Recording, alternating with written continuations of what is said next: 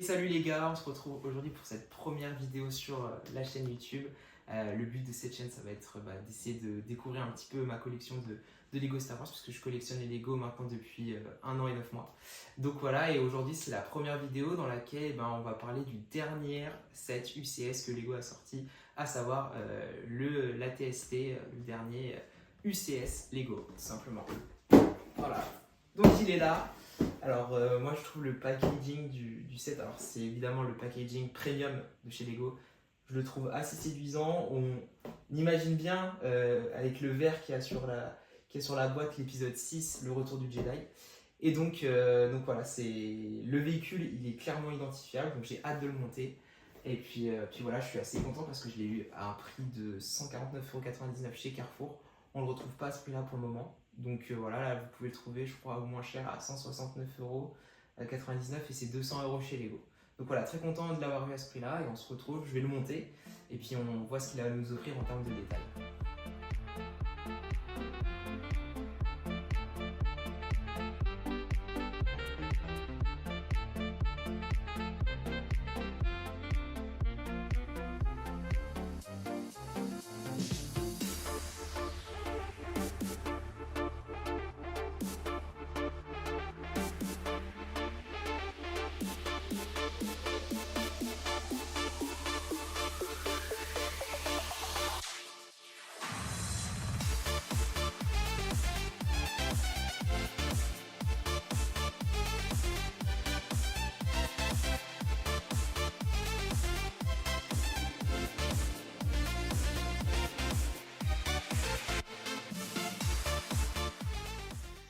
Voilà, le set est terminé. On va voir ce qu'il a à nous offrir en termes de détails.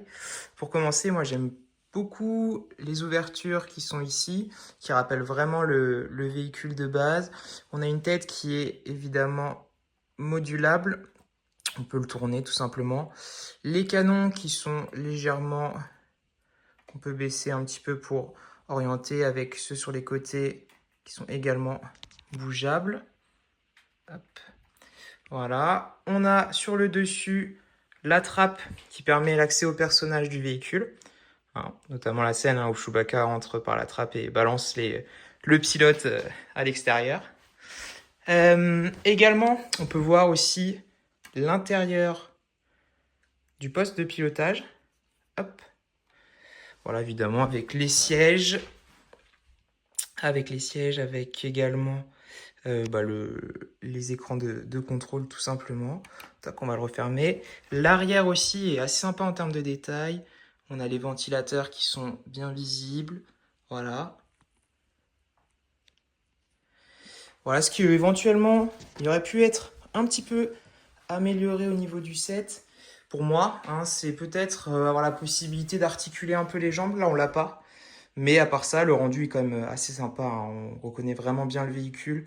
Il va être très très bien sur mon étagère. Il va prendre la place de C3PO et R2D2. Voilà, je vais les exposer sur une petite étagère comme j'ai fait un peu pour mes vaisseaux et mes casques d'ailleurs. Et voilà, donc assez content de pouvoir l'ajouter à la collection. Bon, ça y est les gars, le set est installé dans l'étagère. On peut encore modifier l'orientation de sa tête.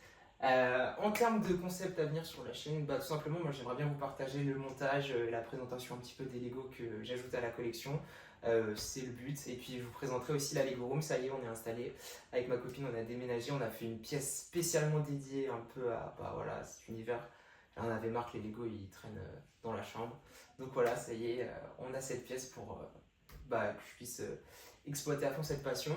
Également, j'ai encore 2 sets à construire Lego Star Wars. On a le TIE Interceptor qui est juste derrière et on a également le set de l'année, à savoir le Django